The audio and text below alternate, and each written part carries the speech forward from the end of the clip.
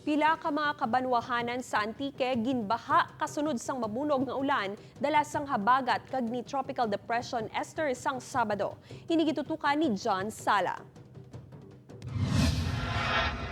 Daw kasubong nga nangin suba ang bahin nga ini sang barangay Katunggan 1 si Balom Antique matapos sa ginbaha Sabado sang kaagahon bangod sang mamunog nga pag-ulan halin pa sang Biyernes sang gabi. Sino sa nagkuha sang video nga si Joy Ecraela. Masami man gid kuno nga ginabahang ilang lugar kung magbubo ang mamunog nga ulan. Sa monitoring sang Antique Provincial Disaster Risk Reduction and Management Council, kabahin sa mga ginbaha ang mga kabanuhanan sang Hamtik, si Balom kag San Jose de Buenavista. Mabaskog pag-ulan dalagang habagat no nga ginpabaskog kang tropical depression nga Esther nagtuga dyan sa pagbaha no sa mga piraka mga municipalities dyan sa Antique.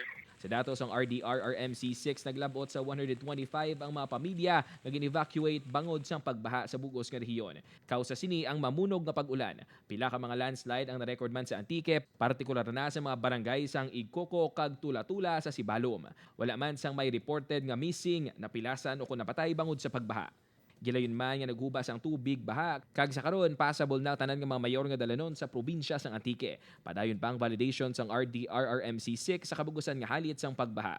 Samtang 872 ka mga pamilya nga ginabugusan sang 2,979 tanan ka mga individual sa 17 ka mga barangay sa Banwa sang Hamtik, San Jose kag Sibalom Antique ang nakabaton sang ayuda gikan sa DSWD6. 872 tanan ka mga family food packs ang ginpanghatag kag 150 ka mga hygiene kits. Sa datos ng DSWD6, 23 ka mga pamilya o 74 na lang ka mga individual ang yara sa mga evacuation centers.